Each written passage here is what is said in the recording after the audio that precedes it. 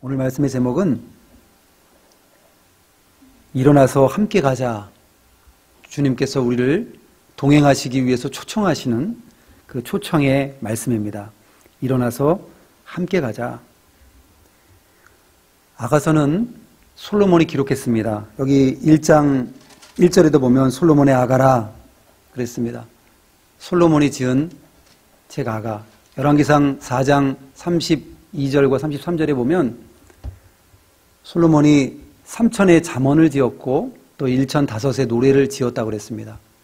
하나님께서 솔로몬에게 전무후무한 지혜를 주시고 뛰어난 지혜를 주셔서 많은 곳에서 사람들이 찾아와서 지혜를 배워서 가는 그러한 놀라운 일들이 있었습니다.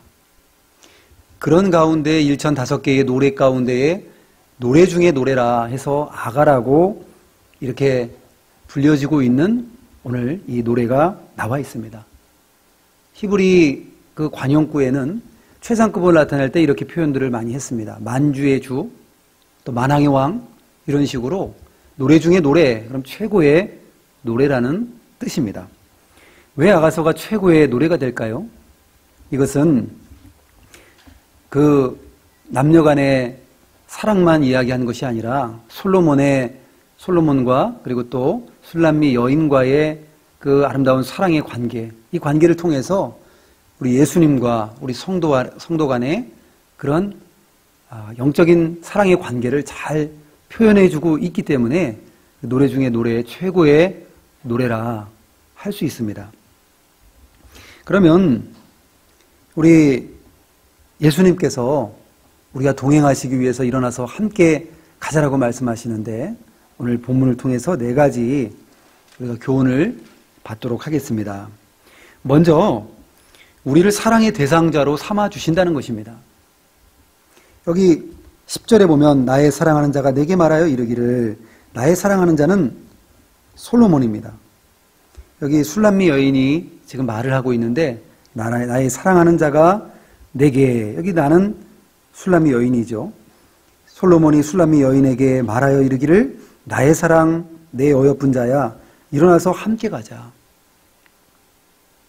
오늘날 또 우리도 마찬가지로 예수님이 우리에게 예수님과 또 성도 간의 그 비유로 말씀을 주셨다고 그랬는데 우리에게 동일하게 예수님께서 말씀하십니다. 일어나서 여기 함께 가자고 하기 전에 먼저 나의 사랑 내 어여쁜 자야. 사실 우리를 사랑의 대상자로 삼아주시는 것이 얼마나 감사한 일인지 모릅니다. 우리가 뭐 잘난 것도 없고 하나님 앞에 잘하는 것도 없고 우리는 그야말로 죄덩어리이고 불순종하고 얼마나 하나님 마음을 아프게 해드리고 그랬던 저희들인데 그래도 나의 사랑 내 어여쁜 자라고 이렇게 불러주시는 이 은혜가 참으로 큰 것입니다. 창세전에 우리를 무조건적으로 선택해 주시고 아무 공로도 없고 아무 행위도 없을 때에 그렇게 우리를 불러주신 것, 그리고 죽기까지 예수님이 십자가에서 피 흘려주시고 죽어주시고 우리에 대한 하나님의 사랑을 확증해 주신 것, 참 놀라운 은혜입니다. 로마서 5장 8절에도 우리가 아직 죄인 되었을 때에 그리스도께서 우리를 위하여 죽으심으로 하나님께서 우리에 대한 자기의 사랑을 확증하셨느니라. 얼마나 우리를 사랑하시는지 예수님을 죽기까지 희생시키시고 그리고 우리를 사랑해 주셨습니다. 이것이 참 놀라운 사랑입니다. 예수님 믿기 전에 우리는 형편없었습니다. 내 멋대로 살고 내 욕심대로 살고 내가 좋아하는 것대로만 살고 내 속에서 온갖 더러운 것들이 나와서 죄를 짓는 그야말로 죄덩어리요 오물덩어리였던 그런 저와 여러분인데 그래도 나의 사랑 내 어여쁜 자라고 불러주시니 얼마나 참 감사한 일입니까? 예수님 믿은 다음에 우리가 좀 더 자라나야 될 터인데 그리고 예수님이 기뻐 받으실 만한 하나님의 백성과 신부로서의 자격을 갖추고 우리가 나가야 될 터인데 여전히 그러지 못하고 자라나는가 싶으면 또 우리 속에서 계속해서 옛사람이 나오고 계속해서 불순종하는 마음이 생기고 또 배반하는 것이 다른 것이 배반이 아니라 하나님의 말씀을 순종하지 않는 것이 배반입니다. 그래서 우리가 계속해서 매일매일 우리 예수님 따라가야 되고 말씀 순종해야 되는데 그렇게 살지 못하고 있는 것 이 자체가 참 우리의 연약함을 계속해서 나타내주고 있고 보여주고 있는 그런 부분이라고 할 수 있습니다. 그럼에도 불구하고 나의 사랑, 내 어여쁜 자야 라고 우리를 불러주시니 얼마나 참 감사합니까? 십계명 제2계명에 보면 우상을 만들어 섬기지 말라고 그랬습니다.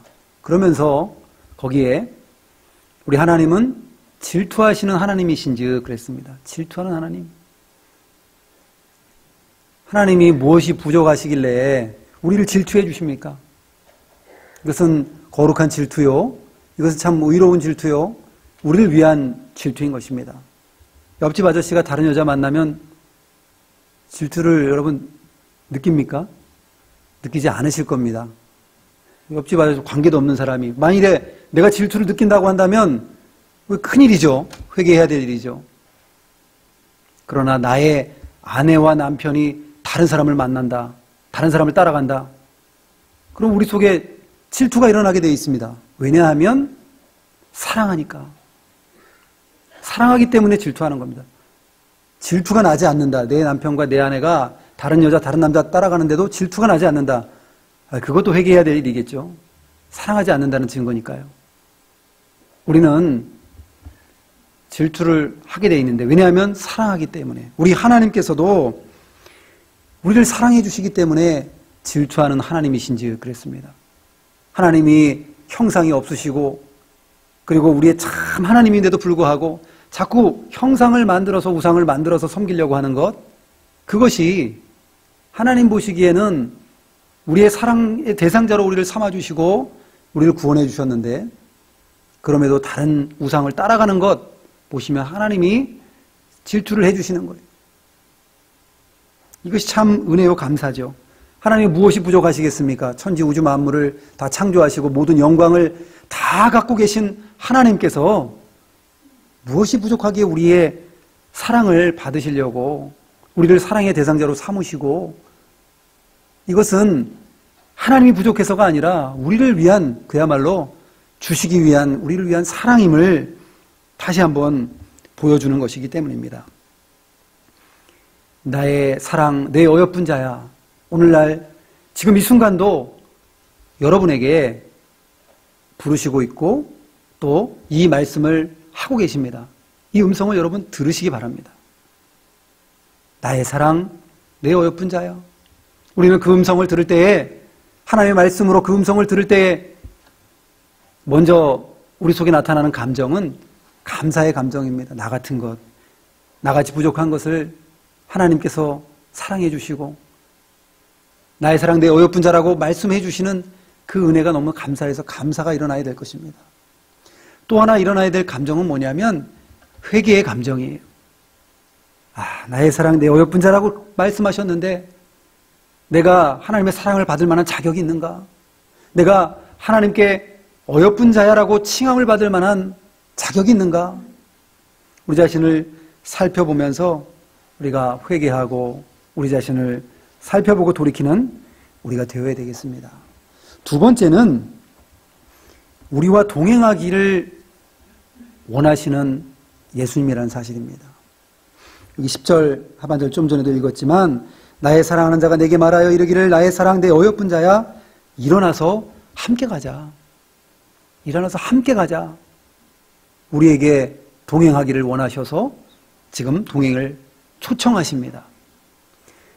우리가 동행하기를 원하시는데 먼저 해야 될 건 뭐냐면 여기 일어나라 그랬습니다. 일어나라. 일어나서 함께 가자. 아가서 5장 2절에 보면 예수님께서 문 밖에 서서 밤이슬이 다 맞도록 문이 열려지기를 기다리고 문을 두드리십니다.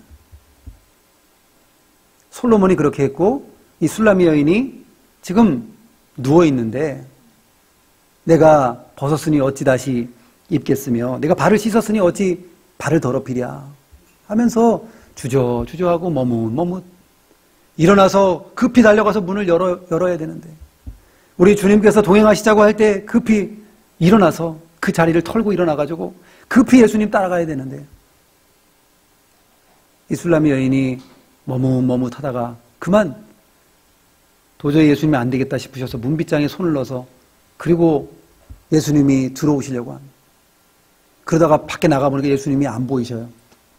기회가 이미 지나가고 말았습니다. 일어나서 우리와 함께 가자라고 했는데 우리도 예수님 따라가는데 수고로움이 있습니다. 일어나야 됩니다. 내가 벗었으니 어떻게 옷을 다시 입겠으며 내가 씻었으니 발을 어떻게 다시 더럽히랴. 예수님을 따라갈 때에 수고로움이 있고 어려움이 있고 힘들고 고난이 있을지라도 그 자리를 털고 일어나서 예수님 따라가야 됩니다. 그래야 은혜를 받습니다. 어디에서 우리는 일어나야 될까요? 우리 자리에서 일어나야 됩니다. 죄의 자리에서 일어나야 됩니다. 죄 짓는 자리 털고 일어나야 됩니다. 실망과 낙심의 자리에서 그 실망과 낙심 털어내고 일어나야 됩니다. 실족의 자리에서 일어나야 됩니다. 쓰러진 자리, 넘어진 자리에서 일어나서 우리 예수님 따라가야 됩니다. 실패의 자리, 우리 누구나 다 실패합니다. 아마 성공보다도 실패가 더 많은 인생 아니겠습니까? 그 인생의 자리에서, 실패의 자리에서 일어나서 우리 예수님 따라가야 됩니다. 나태함의 자리, 여기가 좋사오니 하는 그 나태함의 자리, 안락의 자리, 안일주의의 자리. 이 술람미 여인이 내가 벗었으니, 내가 발을 씻었으니 어떻게 다시 이 수고로움을 감당하고 거기로 나가겠습니까? 라고 말했던 것처럼 우리 안락의 자리, 편안한 자리, 그 자리 털고 일어나야 됩니다. 쾌락의 자리, 세상에 빠져가지고 하나님을 따라가지 못하는 그 자리에 우리는 털고 일어나야 됩니다. 원망과 불평의 자리 털고 일어나야 됩니다. 핑계의 자리 털고 일어나야 됩니다. 이래서 예수님 못 따라갑니다. 이런 이유 때문에 예수님을 따라갈 수가 없습니다. 라고 하는 여러 가지 그 많은 이유들, 그것들을 우리는 털고 일어나서 우리 예수님 따라가야 됩니다. 함께 가야 됩니다. 가기만 하면 수고로운 것 같지만 그것이 은혜이고, 가기만 하면 하나님이 우리를 가장 선하고 좋은 길로 인도해 주실 것입니다. 그리고 함께 가자라고 말씀하십니다. 함께 가자. 함께 간다는 것은 우리 예수님과 동행하는 것을 말합니다. 여러분 산행도 해보셨고 산책도 해보셨죠? 부부가 산책을 하는데 먼저 남편이 혼자 확 가고 뒤에서 아내는 따라가기 바쁘고, 그 동행이 아니죠. 그리고 친구하고도 등산을 할 때도 보조를 맞춰야 됩니다. 친구가 가면 상대방이 가면 가고, 좀 힘들다고 서면 서고, 움직이면 같이 움직이고, 쉴 때 같이 쉬고. 우리 예수님과 동행하기 위해서는 예수님이 갈 때 우리가 가야 됩니다. 예수님이 서실 때 우리 서야 됩니다. 말씀과 성령께서 우리에게 감동을 주시는데 그 감동으로 우리를 이끌어 가시는데, 그럴 때 감동이 성령께서 가라는 데까지 가고 서라는 데 서야 됩니다. 말씀이 가라는 데 가고 서라는 데 서야 됩니다. 그 말씀 따라 순종하는 삶입니다. 그래서 우리가 먼저 앞서가도 안 되고 뒤처져 가도 안 됩니다. 말씀과 우리는 동행하면서, 우리 예수님과 동행하면서 보조를 맞춰서 계속해서 우리의 인생을 살아나가야 되겠습니다. 우리가 먼저 가면 내 의지로, 내 욕심으로 먼저 사는 거예요. 예수님 따라오세요. 제 뒤에 따라오세요. 제가 옳습니다. 그것이 아니라 예수님 물론 앞세워 우리가 가야 되지만 예수님 따라가는 거예요. 그리고 동행하는 겁니다. 참 좋은 계절을 우리가 맞았는데 코로나로 인해서 이 계절이 참 좋은 줄 우리가 모르고 있습니다. 우리가 본문을 기도하면서 생각해 보는데 참 좋은 계절이다. 그래서 이 본문을 우리가 많이 또 배우고 들었지만, 그러나 이 말씀을 통해서 다시 한번 좀 은혜를 받고자 이 말씀을 좀 선택을 했습니다. 여기 11절에 보면 겨울도 지나고 비도 그쳤고 지면에는 꽃이 피고 새가 노래할 때가 이르렀는데 비둘기의 소리가 우리 땅에 들리는구나. 겨울이 다 지나갔습니다. 여기 비도 그쳤다 그랬는데 이 비는 봄비라기보다도 이 겨울비, 차가운 비가 쏟아지고 나서 그 다음에 화창하게 날씨가 갠 것처럼 좋은 계절이 왔다는 것을 보여주고 있고, 그리고 지면에는 꽃이 피고 새가 노래할 때가 이르렀는데 비둘기의 소리가 우리 땅에 들리는구나. 이 팔레스틴 이 지역에는 비둘기가 철새라고 합니다. 그래서 봄이 되면 철새가 이렇게 찾아와가지고 그리고선 비둘기 소리가 들린다고 합니다. 그러니까 비둘기 소리가 들리면 아, 봄이 왔구나. 우리는 비둘기가 항시 우리가 있지만 그러나 봄에 우리가 비둘기 소리가 또 잘 들리는 것 같아요. 보면 이렇게 좋은 계절을 맞았는데 이런 좋은 계절에 우리가 은혜 받기에 힘쓰고 하나님을 따라가고 이런 삶을 우리가 살아야 되겠습니다. 꽃이 언제 벚꽃이 피고 언제 목련이 피었다 지었는지 우리가 다 느끼지 못했습니다. 요즘에 이제 철쭉이 한창 피고 있고 음지에는 이제 철쭉이 몽우리를 막 올라오는 그런 산에 가보니 그런 철쭉들이 있고 또 양지에는 활짝 핀 철쭉이 있고 아름다운 꽃들이 만발한 이런 때를 맞았습니다. 자연을 보면서 하나님의 놀라운 섭리와 하나님의 능력을 찬양하며 이 좋은 계절에 은혜 받기에 힘쓰는 우리가 되어야 되겠습니다. 어떻게 하면 은혜를 받을까? 가정에서 시간을 따로 떼어놔야 됩니다.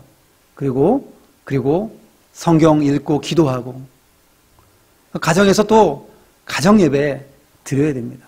힘써서 저희가 정도 드리려고 힘써서 하려고 하는데 아이들이 또 뭐 시험 기간이다 뭐다 하면은 시간들이 안 맞고 뭐 이러다 보면은 지나치고 말 때도 있습니다. 그렇지만 우리가 힘써서 은혜 받으려고 힘쓰는 것 이런 자세로 우리가 계속 나가야 되겠고 우리가 예배의 자리가 참 예전처럼 참여하기가 참 어려운 상황 가운데 있습니다. 우리가 마스크도 벗고 마음껏 이 자리에 나와가지고 찬양도 성가대 찬양도 하고 또 우리가 마음껏 또 찬양도 하고 그렇게 했으면 참 좋겠는데 지금은 그렇게 할 수 없는 상황이어서 참 안타깝지만 그런다고 할지라도 뒤로 물러나면 안 됩니다. 이곳에서 예배드리지 못하니까 가정에서 예배드리다가 유튜브 예배드리다가 또 예배 드리는 것 드렸는지 안 드렸는지 하나님만 아시니까 하다가 점점 소홀해지고 그러다가 또 지나치게 되고 한 주 걸르게 되고 두 주 걸르게 되고 그럼 점점 하나님과 멀어지고 그렇게 되기 전에 우리 예수님이 오늘도 초청하시는데 이 초청에 응해서 주님과 함께 걸어가고 은혜 받기에 힘쓰는 우리가 되어야 되겠습니다. 그리고 세 번째는 우리의 기도와 감사와 찬송을 듣기를 원하신다는 것입니다. 여기에 13절에 보면 무화과 나무에는 푸른 열매가 익었고 포도나무에는 꽃이 피워 향기를 토하는구나. 나의 사랑 나의 어여쁜 자야 일어나서 함께 가자. 참 좋은 계절에 다시 한번 우리와 함께 가시기를 다시 한번 촉구하시고 또 우리를 초청하시는 내용이 이렇게 나옵니다. 그리고 14절에 바위 틈 낭떠러지 은밀한 곳에 있는 나의 비둘기야 내가 내 얼굴을 보게 하라. 내 소리를 듣게 하라. 내 소리는 부드럽고 내 얼굴은 아름답구나. 여기에 이 지역의 팔레스틴 이 지방의 그 산 비둘기들은 이렇게 바위 틈이라든지 낭떠러지 이런 데에 집을 짓고 살았다고 합니다. 그것을 보고 착안해서 이 술람미 여인이 은밀한 곳에 자기 자신을 잘 간수하고 오직 솔로몬을 위해서 이 순결성을 잘 지켜나갔던 모습을 이렇게 표현한다고 볼 수 있습니다. 우리 성도도 우리의 영혼을 거룩하게 해서 우리가 예수님의 신부입니다. 누구나 다 예수님의 신부인데 신부로서의 거룩성을 순결성, 거룩성을 잘 지켜가지고 우리가 하나님 앞에 나가야 되겠습니다. 남자든 여자든 다 신부입니다.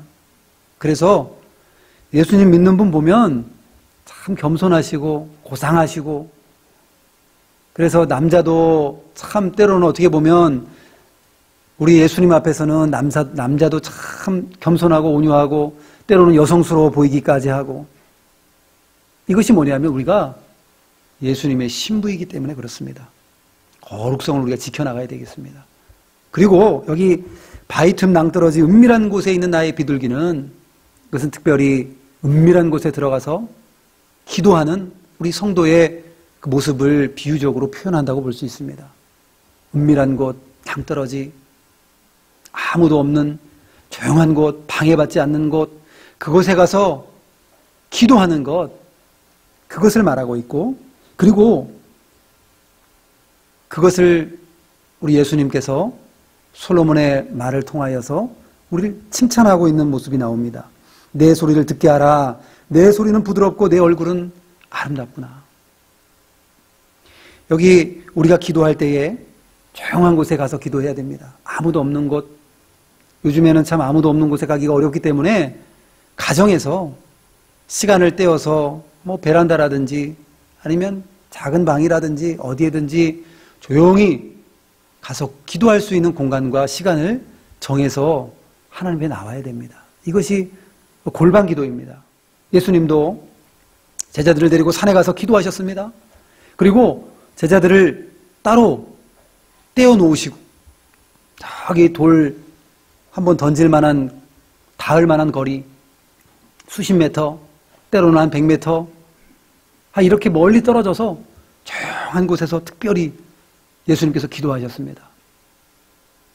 아무도 없는 곳이 골방이 아니라 내가 하나님과 간절히 교통할 수 있는 것이 골방입니다. 여러분, 새벽 예배에 이곳에 나오시는 것도 골방이 될 수 있고, 또 바위 틈 낭떠러지 은밀한 곳이 될 수 있습니다. 그곳을 찾아서 기도하기에 힘쓰는 것, 그런 자세가 우리에게 필요합니다. 세상에서 제일 아름다운 소리가 기도하는 소리입니다. 하나님 보시기에 기도하는 소리가 얼마나 아름답겠습니까? 감사, 찬송, 하나님 감사합니다. 기도의 줄을 이루고 있는 감사, 찬송, 그리고 회개하는 것, 내가 하나님 앞에 연약해서 범죄한 것을 하나님께 고백하고 회개하는 것, 그 회개하는 모습, 눈물의 기도, 이것을 하나님 보시기에 얼마나 아름답게 보시겠습니까? 그래서 오늘 성경에도 내 소리를 듣게 하라. 우리의 소리를 듣기를 원하셔요. 우리의 기도 소리를 듣기 원하시고 우리 기도하는 얼굴을 보기를 원하시는 하나님임을 우리가 잊지 말아야 되겠습니다. 그 소리는 부드럽다 그랬습니다. 부드러워요. 기도할 때에 하나님께 원망, 짜증 하면서 기도할 수 있습니까? 기도하는 사람의 음성은 부드럽습니다. 온유하고 겸손하고 하나님 앞에 우리의 필요를 아뢰고, 그래서 내 소리는 부드럽고 내 얼굴은 아름답다 그랬습니다. 여러분, 이 좋은 계절에 기도하는 여러분들이 되시기 바랍니다. 여러분의 얼굴을 보기를 원하시고, 여러분의 소리를 듣기를 원하시고, 여러분의 간구를 듣기를 원하시는 하나님 앞에 조용히 시간을 떼어서 기도하기에 힘쓰는 우리가 되어야 되겠습니다.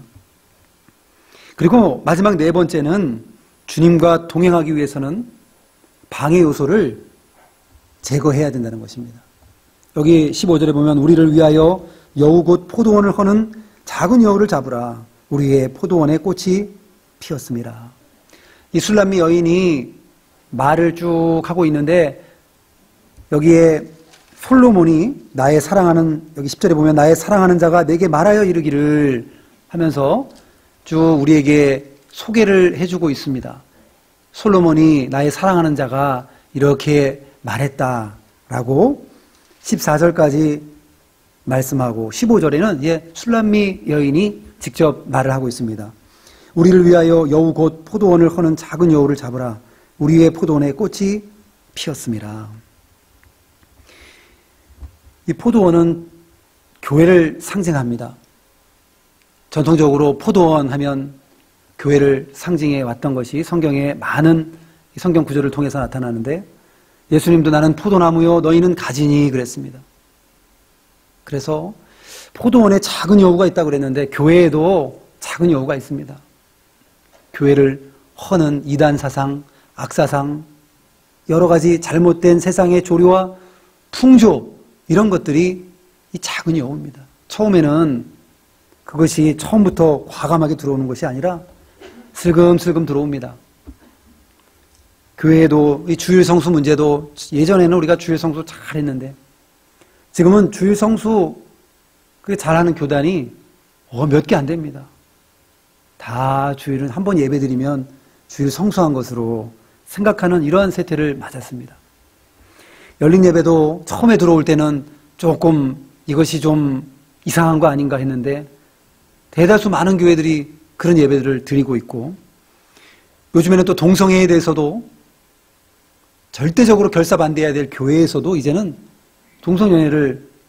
그런 동성애를 이제 받아들이면서, 물론 그들을 사랑의 대상자로 삼고 전도해야 될 대상자로 삼고 그들을 옳은 길로 권면해야 될 책임이 교회에 있지만 완전히 허용하고 그것을 옳다 동조하면 안 되는 것입니다. 오늘날에 그런 교회들이 생기고 교단이 생겨나고 있습니다. 작은 여우입니다. 이런 것들을 우리가 잡아야 됩니다. 이 팔레스틴 지역의 이 여우들은 포도원에 이 땅이 너무 부들부들하고 좋으니까 거기에 굴을 파가지고 서식을 했다고 합니다. 그리고 포도가 익기 전이어도 포도나무를 갉아먹고, 그리고 여기저기 굴을 파가지고 뿌리를 말라서 시들게 만들어버리고 서서히 포도나무가 시들어 죽게 되고 포도 농사가 다 망치는 것입니다.